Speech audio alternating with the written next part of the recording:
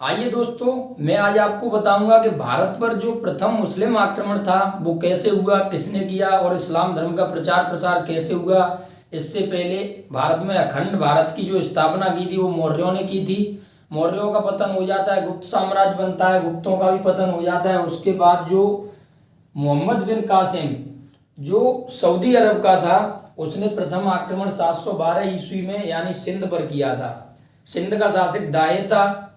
अब दाहिर था तो सिंध पर आक्रमण क्यों किया, उसने कैसे किया, ये मैं आपको बताऊंगा इस स्टोरी के माध्यम से। यानी आपको स्टोरी वाइज बताऊंगा दोस्तों, आपकी समझ में अच्छे से आएगा। यानी मोहम्मद बिन कासिम के पिता का नाम था कासिम बिन यूसुफ। कासिम बिन यूसुफ की मृत्यु हो जाती है जब ये 14-15 साल का होता है मोहम्मद बिन कासिम, तब इसके पिता की मृत्यु हो जाती है। यानी इसका एक ताऊ था, इसका नाम था हेजाज बिन यूसुफ। पिता की मृत्यु होने के बाद हेजाज बिन यूसुफ ही मोहम्मद बिन कासिम की देख रेख करता है और उसको जो है युद्ध नीति और रणनीति सिखाता है। हेजाज बिन यूसुफ जो था ईरान का राज्यपाल था। हेजाज बिन यूसुफ, इसकी बेटी का नाम जुबेदा था। जुबेदा से मोहम्मद बिन कासिम ने शादी की। अब हेजाज बिन यूसुफ का जो है मोहम्मद बिन कासिम भतीजा भी हो गया और दामाद भी हो गया। मोहम्मद बिन कासिम का जो जन्म था वो सऊदी अरब का एक शहर है जिसका नाम टाइफ है, वहां पर हुआ था। और ये अल सकीब कबीले का एक सदस्य था। ये वहां पर एक कबीला हुआ करता था अल सकीब, और उस कबीले का ये सदस्य था। अब वहां पर एक खलीफा हुआ करता था जिसका नाम था खलीफा अल वालिद। यानी सऊदी अरब में एक खलीफा हुआ करता था।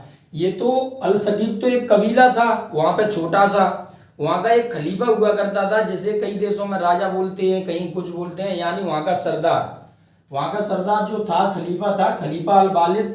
और इसका एक भाई था अदल अल मलिक। ये अदल है, इसका नाम था अदल अल मलिक। यानी खलीफा अल वालिद का जो भाई था वो अदल अल मलिक था। ये अदल अल मलिक खलीफा अल वालिद से जलता था क्योंकि वो खलीफा था वहां का।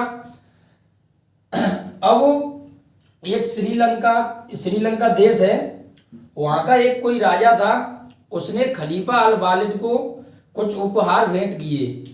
और उपहार भेंट करके जैसे उसमें बहुत सारे आभूषण वगैरह, स्त्रियां भी थीं, लोग भी थे, सैनिक भी थे, घोड़े भी थे। वो एक जहाज से होकर के, समुद्र से होकर के और ईरान जा रहे थे। सब वहां जा रहे थे खलीफा अल वालिद के यहाँ पे।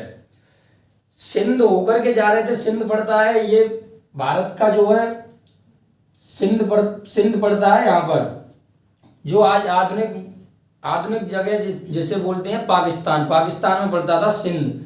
यानी सिंध होके निकला और सिंध के कुछ लुटेरों ने उस जहाज को लूट लिया।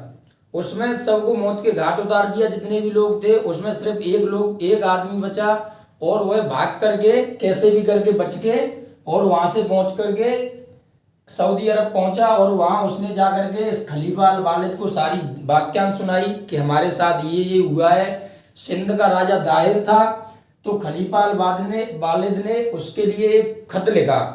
खत में लिखा कि हमारे साथ जो दुर्व्यवहार हुआ है, हमारे सैनिकों के साथ हुआ है, हमें जो उपहार भेंट किए गए थे उनकी लूटपाट हो गई है, उनको हमें लौटा दिया जाए और हमारा जो नुकसान हुआ है उसकी भरपाई की जाए।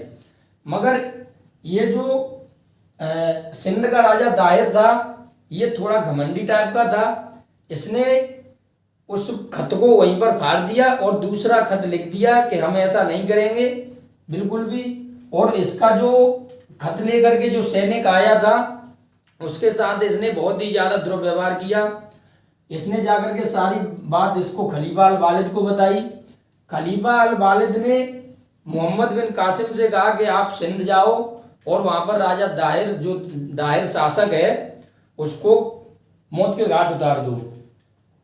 फिर मोहम्मद बिन कासिम युद्ध नीति अच्छी तरह से जानता ही था। सिंध आया, सिंध पर उसने आक्रमण किया 712 ईस्वी में। और आक्रमण में जो वहां का सिंध का जो शासक दाहिर था उसकी पराजय हो जाती है, उसकी मृत्यु हो जाती है और सिंध पर इन्होंने कब्जा कर लिया। मोहम्मद बिन कासिम ने सिंध पर कब्जा कर लिया। सिंध का राजा जो दाहिर था उसकी दो बेटी थी, सूर्या और परमला।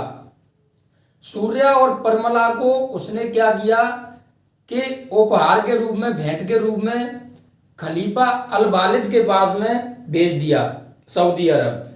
वहां इसको मालूम नहीं था मोहम्मद बिन कासिम को, खलीफा अल वालिद को धोखे से अदल अल मलिक ने, जो उसका छोटा भाई था, उसने उसको बंदी बना करके और मौत के घाट उतार दिया और खुद वहां का खलीफा बन गया। अब वहां का जो खलीफा है वो खलीफा अल वालिद है, खलीफा अदल अल मलिक है। खलीफा अल वालिद को मौत के घाट उतार दिया। इसके पास जो ये लड़कियां इन्होंने भेज दी, इसने भेज दी। अब जो चचनामा की जो रचना अली अहमद ने की है, तो चचनामा से हमें पता चलता है कि जो सूर्या और परमला वहां जाती हैं तो वो खलीफा से कहती हैं कि हमें आपके पास मोहम्मद बिन कासिम ने भेंट के रूप में भेजा है, मगर हमारी इज्जत वो पहले ही लूट चुका है।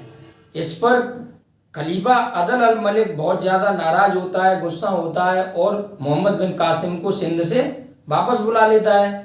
वापस बुला करके और बताया जाता है कि उसने जो बैल होता है, बैल की खाल में मोहम्मद बिन कासिम को सिलवा दिया था, जिससे उसकी दम घुटने से वहां पर मौत हो गई थी। यानी 20 साल की उम्र में करीब इसकी मौत हो गई थी। 17 साल की उम्र में इसने आक्रमण किया था। इसने इस्लाम धर्म का प्रचार प्रसार किया था सिंध में बहुत ज्यादा। सर्वप्रथम जजिया कर लगाया था। जजिया कर का मतलब ये होता है कि जहाँ कोई भी संप्रदाय के लोग रह रहे हैं, किसी संप्रदाय का, वहाँ जैसे यहाँ पर सिंध पर क्या था कि इस्लाम जो संप्रदाय था, मुस्लिम संप्रदाय था, उसका शासन था और वहाँ पर जो हिंदू रहते थे तो हिंदू दूसरे संप्रदाय के हो गए। हिंदुओं पर इसने जजिया कर लगाया था, वहाँ रहने के लिए, सिर्फ वहाँ रहने के लिए इनको कर देना पड़ता था हिंदुओं को। और जो सऊदी अरब की जो करेंसी है, आज जो चल रही है करेंसी दिरहम, उससे भी इसने अवगत कराया और वहां पर दिरहम सिक्के का प्रचलन इसी ने किया। सर्वप्रथम मोहम्मद बिन कासिम ने ही। ईरानी इतिहासकार बलाजुरी के अनुसार कहा जाता है कि मोहम्मद बिन कासिम की मृत्यु का कारण सूर्या और परमला नहीं थी। ये जो अदल अल मलिक था, ये खलीफा अल वालिद के जो भी रिश्तेदार या जो भी हितैषी थे, उनसे ये जलता था। उन सबको इसने मौत के घाट उतार दिया। इसी वजह से इसने मोहम्मद बिन कासिम की मृत्यु करवाई थी। इसके बाद ये हो गई पूरी कहानी जो है मोहम्मद बिन कासिम की। मोहम्मद बिन कासिम के बाद फिर दोस्तों आता है महमूद गजनवी। महमूद गजनवी की मैं आपको पूरी कहानी बताऊंगा। एक अफगानिस्तान का एक शासक है अलब्तगीन का जो दामाद था वो सुबुक्तगीन था। सुबुक्तगीन का पुत्र था महमूद गजनी। आगे की वीडियो में मैं आपको महमूद गजनी की पूरी स्टोरी बताऊंगा। दोस्तों आपकी समझ में आ गई होगी, जरा ध्यान से सुने और इंटरेस्टिंग है कहानी, बहुत इंटरेस्टेड होती है। कहानी के अनुसार सुने, आपको सब कुछ याद रहेगा बहुत अच्छी तरीके से।